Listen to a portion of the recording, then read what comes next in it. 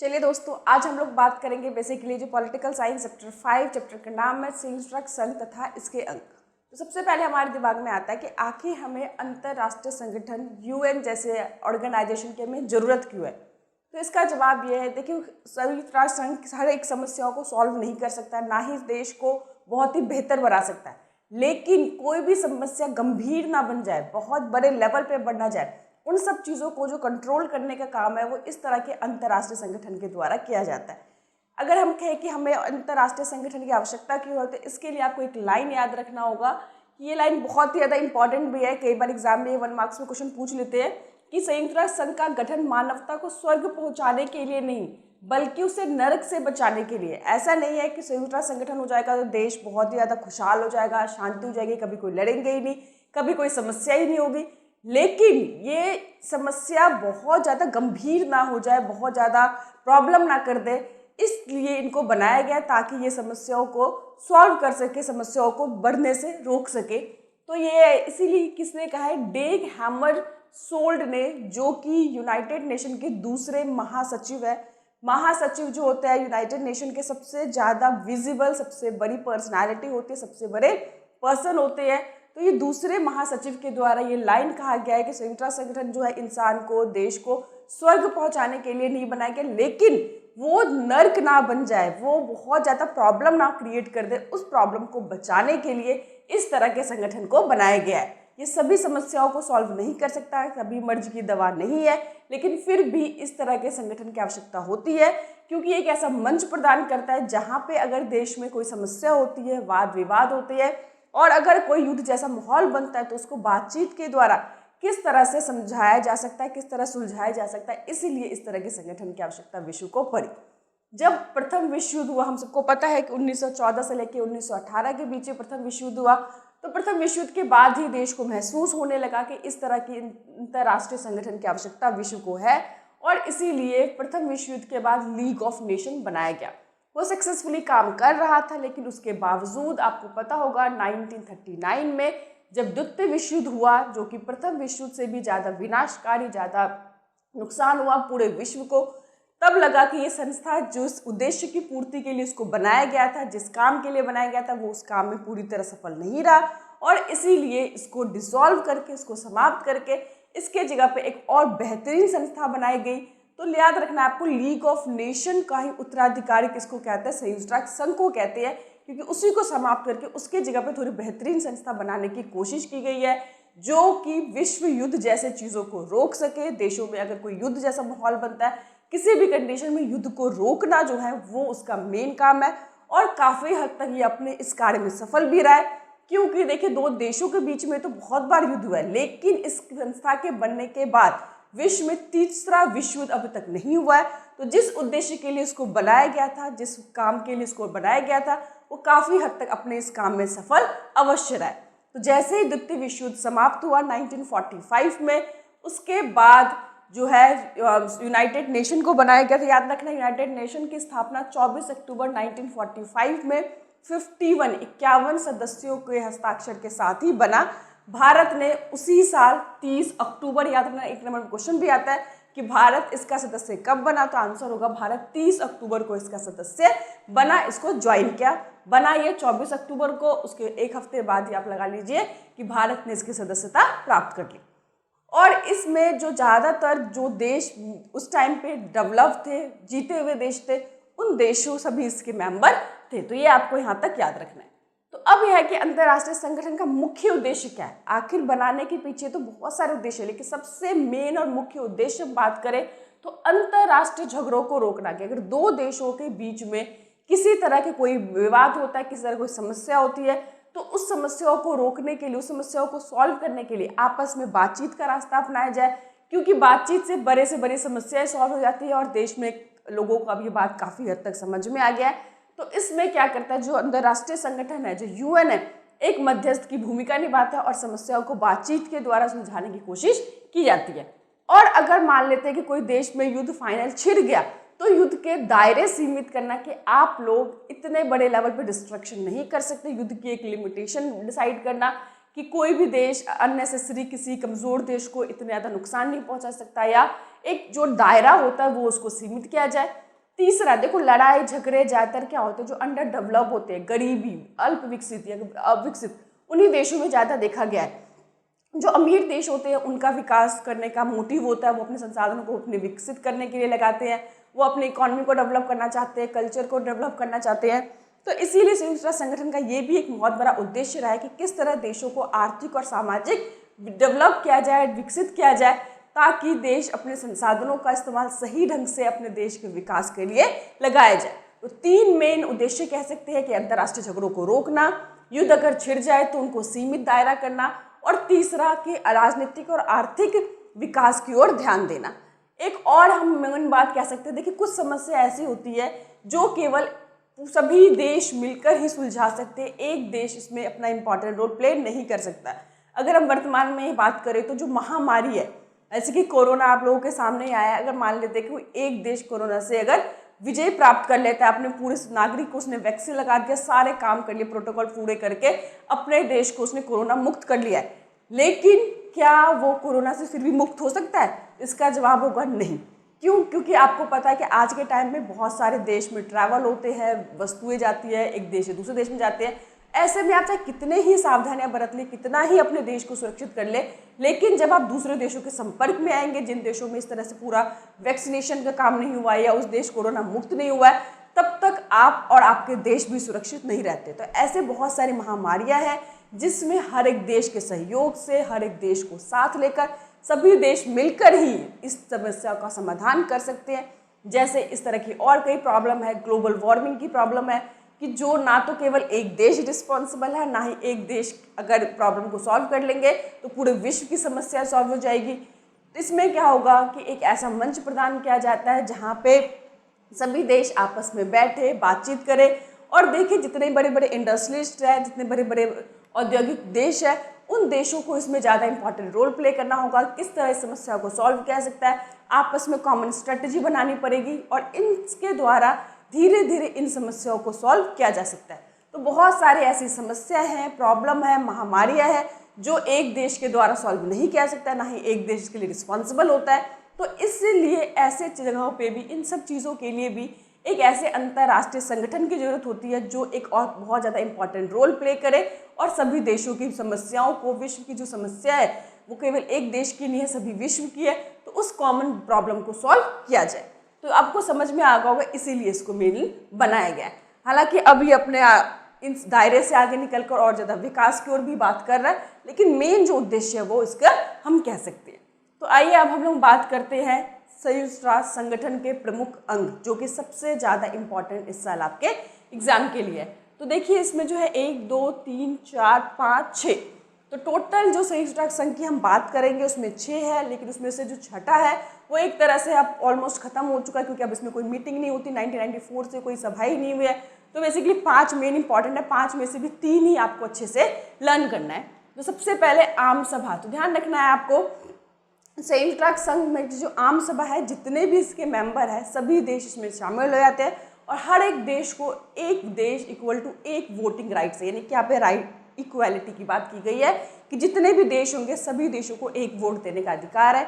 जब ये बने थे तो ओनली कितने मेंबर थे इसके? 51 देश के साथ इसका हस्ताक्षर हुआ था।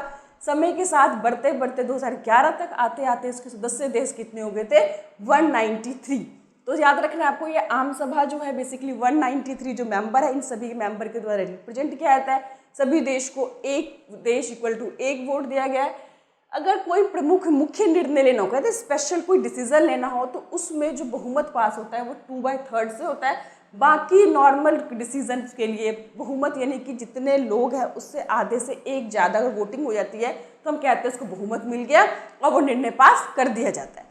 तो ये हो गया आपकी आम सभा की बात। इसकी एनुअल मीटिंग होती है, देश के लोग उससे बैठते हैं, बड़े बड़े नेताओं के द्वारा भाषण होता है, हर देश की जो भी समस्या होती है इसमें चर्चा की जाती है। तो ये आम सभा एक बहुत ही इंपॉर्टेंट अंग हम इसको कह सकते हैं।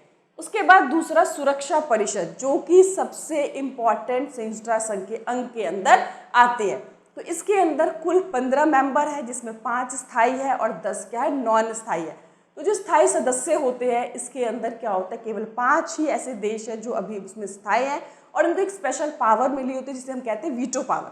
तो ये 5 स्थायी सदस्य क्या है ये आपको पता होना चाहिए, जिसमें कि अमेरिका, रूस, चीन, फ्रांस और ब्रिटेन, ये 5 देश हैं जो कि स्थायी है। और ये 5 देश कैसे चुने गए कि जब द्वितीय विश्व युद्ध समाप्त हुआ तो जो भी देश में विजेता बनकर देखा अपने धुरी देश और मित्र राष्ट्र थे, तो धुरी राष्ट्रों की हार हुई जिसमें जर्मनी, जापान, इटली था।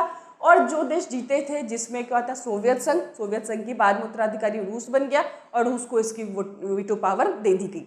तो उस टाइम में ब्रिटेन, सोवियत संघ, फ्रांस और जो अमेरिका, ये 4 देश जीते हुए देश थे और एक चाइना, आपको याद रखना। तो ये 5 इसके जो परमानेंट मेंबर है जिन्हें वीटो पावर दे रखा है और वीटो पावर के कारण ये पूरे विश्व की राजनीति को काफ़ी हद तक प्रभावित कर सकते हैं। तो ये सबसे इम्पॉर्टेंट है, यहाँ पे याद रखना है आपको कि इसके जो भी फैसले होते हैं सभी सदस्यों के द्वारा बाध्य होता है, इनको मानना ही पड़ेगा। देश में कितने भी युद्ध होते हैं, आपस में तनाव होता है, तो शांति और युद्धों से कि जो चर्चा होती है वो बेसिकली यहाँ पर होती है। अगर मान ले 2 देश में युद्ध का माहौल बन रहा है, जैसे अभी आपने देखा इजराइल फिलिस्तीन के ऊपर काफ़ी अटैक हो रहा था, 2 देशों के बीच में युद्ध जैसा माहौल बन रहा था, तो यहाँ पर कौन से अंग में इसकी चर्चा की जाती है, युद्ध से रिलेटेड, शांति से रिलेटेड, विवाद से रिलेटेड, तो वो आज का आंसर होगा सुरक्षा परिषद। ये सबसे इम्पॉर्टेंट संयुक्त राष्ट्र संघ का अंग है। इसके 15 मेंबर है, 5 परमानेंट है जो कि जिंदगी भर स्थायी रहेंगे, जिनको वीटो पावर है। 10 क्या होते हैं, गैर स्थायी सदस्य, जो 2-2 साल के लिए बनते हैं, 2 साल के बाद जिनको बदल दिया जाता है। तो ये आपको याद रखना है। तीसरा है अंतर्राष्ट्रीय न्यायालय। इसके अंदर 15 न्यायाधीश का चुनाव जो होता है 9 वर्ष के लिए किया जाता है। 15 न्यायाधीश होंगे और इनका जो कार्यकाल होगा वो 9 साल के लिए होता है। तो इसमें आम सभा और सुरक्षा परिषद दोनों में जो पूर्ण बहुमत के द्वारा इसमें न्यायाधीशों की मतलब इलेक्शन किया जाता है। उसके बाद सचिवालय जो 5 वर्ष के लिए होते हैं, जितने भी प्रमुख संगठन है उसके जो भी स्टाफ है, समझे, जब बहुत सारे जो इसके संगठन है, ऑर्गेनाइजेशन है, जिसमें जितने भी स्टाफ काम कर रहे होते हैं उन सभी का जो हेड होता है, जो प्रधान होता है, वो कौन होता है, महासचिव। और वैसे भी संयुक्त राष्ट्र संघ का सबसे मोस्ट इम्पॉर्टेंट विजिबल फिगर की बात करें तो वो जो चेहरा जो सबसे इम्पॉर्टेंट है, जो कौन है, महासचिव। जितने भी स्टाफ होते हैं उन सबका प्रधान होता है। और साथ ही साथ इनमें इसका जो कार्यकाल होता है 5 वर्ष के लिए होता है। इसकी जो नियुक्ति भी क्या होती है, सुरक्षा परिषद की सलाह पर आम सभा में, जितने भी बेसिकली नियुक्ति होती है वो आम सभा और सुरक्षा परिषद के सलाह के आधार पर नियुक्ति हो जाती है। नेक्स्ट है आपका आर्थिक तथा सामाजिक परिषद और न्यायिक परिषद। जो न्यायिकता परिषद है इसमें बहुत 1994 के बाद कोई ज़्यादा मीटिंग नहीं हुई है, तो इसको अब इतना ज़्यादा इंपॉर्टेंट नहीं रखा गया है। तो आपको 5 ही इसके प्रमुख अंग याद रखना है कि आम सभा होती है, उसके बाद आपको सुरक्षा परिषद, अंतर्राष्ट्रीय न्यायालय, सचिवालय, आर्थिक और सामाजिक परिषद। तो ये 5 आपको अच्छे से पता होना चाहिए, संयुक्त राष्ट्र के प्रमुख अंग है। और उसमें से भी 2 इंपॉर्टेंट आपको याद रखना है, आम सभा और सुरक्षा परिषद। तो ये बात हो गई अंग की। अब हम आगे बढ़ते हैं कि देखिए संयुक्त राष्ट्र संघ जब बना था तो उसके देश कितने थे, केवल 51 सदस्यों के द्वारा बनाया गया था। और कोई भी संगठन जब बनते हैं तो उस टाइम की परिस्थिति अलग होती है और समय के साथ साथ जो वर्ल्ड की पॉलिटिक्स में भी काफ़ी कुछ बदलाव आया। तो अब डिमांड उठ रही है कि इसके सदस्य की संख्या उसमें भी बढ़ोतरी होनी चाहिए, क्योंकि केवल 5 या 15 देश मिलकर पूरे वर्ल्ड पॉलिटिक्स को कंट्रोल नहीं कर सकते। और उस टाइम पे जो बहुत सारे ताकतवर देश थे, अब उनकी शक्ति में कमी आई है, नए नए ताकतवर देश उभर कर आ रहे हैं। तो ऐसे में उन देशों को भी पावरफुल देशों में शामिल किया जाए, इस तरह की बहुत सारी जो समस्याएं उत्पन्न हो रही है। तो पहले आपको देखिए कि कोई भी संस्था बनता है तो उसमें जो रिफॉर्म्स होती है, उसमें जो परिवर्तन होते हैं, उसमें सुधार होते हैं, वो हर एक संस्था का अभिन्न अंग होता है। समय के साथ उसमें परिवर्तन किया जाता है। हमारे देश को कॉन्स्टिट्यूशन बना तो आपने देखा कि कब बना, उसके बाद कितने बार उसमें अमेंडमेंट हुए, बदलती हुई परिस्थिति, ज़रूरतों के हिसाब से। तो इसी तरह से उस टाइम की पॉलिटिक्स, जब ये संयुक्त राष्ट्र संघ बने थे और आज की वर्ल्ड पॉलिटिक्स में काफ़ी ज़्यादा परिवर्तन आ गया। जैसे पहला हम बात करें तो उस टाइम पे सोवियत यूनियन बहुत ही ज़्यादा एक इम्पॉर्टेंट महाशक्ति थी, लेकिन उसका विघटन हो गया, उसका उत्तराधिकारी रशिया बन गया। पहले सोवियत संघ और अमेरिका के बीच में बहुत ही तनावपूर्ण संबंध था, लेकिन अब संबंध बहुत अच्छे हो गए हैं। एशिया में भारत और चाइना जो बहुत तेज़ी से ग्रो कर रहे हैं, नई नई देश में समस्या आ गई है, जैसे आतंकवाद की समस्या जो पहले नहीं थी, महामारी आपने देखा कोरोना वायरस जैसी समस्या, उसके बाद आतंकवाद। तो बहुत सारे ऐसे समस्याएं आ गई है जिनका सामना भी इन देश को मिलकर करना है। तो जो परिस्थिति बदली है, समस्याएं बदली है, तो इसके स्ट्रक्चर में भी बहुत ज़्यादा रिफॉर्म की डिमांड उठ रही है। इसीलिए 1997 में आम सभा में, जब उस टाइम पे महासचिव कोफी अन्नान थे, जो कि बहुत ही पॉपुलर महासचिव रहे, उनको नोबेल पुरस्कार भी दिया गया शांति के लिए, बहुत सारे काम उन्होंने किए देश के लिए। तो उनके द्वारा मतलब एक बैठक हुई, उसमें डिसाइड किया गया कि अगर मान लीजिए कि नए मेंबर को देश में शामिल किया जाता है, उनको भी वीटो पावर दिया जाता है, 5 स्थायी मेंबर से अगर सदस्य बढ़ाई जाती है, तो उन देशों की क्या क्राइटेरिया होना चाहिए, किसके आधार पर उनको वीटो पावर देना चाहिए, तो उसके लिए भी क्राइटेरिया बनाया गया है। तो क्राइटेरिया क्या है, सबसे पहले वो आबादी के हिसाब से बड़ा देश होना चाहिए, छोटे आबादी को देश को कोई मतलब नहीं बनता। दूसरा तो याद रखना है आपको कि वो आर्थिक ताकत वाला देश होना चाहिए, उसके पास एक अच्छी खासी मिलिट्री होनी चाहिए, उसका बजट जो है यूनाइटेड नेशन के अंदर अच्छा खासा कंट्रीब्यूशन होना चाहिए, वो देश मानव अधिकार को मानने वाला होना चाहिए, सफल लोकतांत्रिक देश होना चाहिए। तो ये सारे क्राइटेरिया बनाए गए हैं ताकि इनके आधार पर जिन देशों में सारे जो क्राइटेरिया है ये सारे फुलफिल होते हैं, उन देशों को इसमें परमानेंट मेंबर में शामिल करना चाहिए। तो बहुत सारे देश जिनमें ये क्राइटेरिया फुलफिल होता है, उनको लगता है कि क्राइटेरिया ठीक है, और जिन देशों में लगता है क्राइटेरिया पूरा नहीं हो सकता, उन देशों ने इसको ठीक नहीं माना है। तो खैर ये तो खैर नॉर्मल सी बात है, तो ये याद रखना है। साथ ही साथ आपको बताना है कि मेन जो शिकायतें हैं, संयुक्त राष्ट्र संघ के देश क्या शिकायतें कर रहा है कि इसमें क्या परिवर्तन होना चाहिए। तो ये भी आपको 3 शिकायत है कि अब जो सुरक्षा परिषद है उसमें जो राजनीति है वो वास्तविक रिप्रेजेंट नहीं करता, क्योंकि उस टाइम पे 5 देश थे, 51 देश थे और 5 वीटो पावर थे। तो ठीक है, उसका 10% देश डिसीजन ले रहा है, लेकिन अब जो है एक 193 देश में केवल 5 देश को जो वीटो पावर है वो लोगों को लॉजिकल नहीं लगता। दूसरा, कहीं ना कहीं लगता है कि संयुक्त राष्ट्र संघ जो है उनके फैसले के ऊपर जो पश्चिम देश है, यूरोपियन देश है, अमेरिका है, उनका बहुत ज़्यादा दबदबा है, प्रेशर है। और तीसरा मैंने बताया कि सदस्यों की संख्या में बढ़ोतरी की जाए। तो ये शिकायतें बहुत टाइम से देश में आ रही है, तो इसको आपको करना है। अब क्वेश्चन ये आता है कि पिछले कुछ दिनों से जो बहुत ज़्यादा डिमांड उठ रही है कि भारत को यूनाइटेड नेशन के स्थायी मेंबरशिप दे देनी चाहिए, क्योंकि भारत को भी लगता है कि जो इस हिसाब से भारत देश में काम कर रहा है, विश्व में झगड़ों को सुलझाने के लिए कई बार अपनी मध्यस्थता की भूमिका निभाई है, साथ ही साथ उसका जो बजट है वो काफ़ी ज़्यादा यूएन में कंट्रीब्यूट कर रहा है, और जो भी क्राइटेरिया यूएन के द्वारा बनाया गया था कि अच्छी आबादी वाला देश होना चाहिए, उसके पास अच्छी सेना होनी चाहिए, साथ ही साथ उसमें जो मानव अधिकार को मानने वाला देश होना चाहिए, सबसे बड़ा लोकतांत्रिक देश होना चाहिए, उसमें तरह तरह के धर्म जाति के लोग रहने चाहिए। तो भारत ये सारे क्राइटेरिया को फुलफिल करता है, इसीलिए भारत स्ट्रांगली मतलब इस पक्ष में है कि उसको परमानेंट मेंबर बना देकर वीटो पावर उसको देनी चाहिए।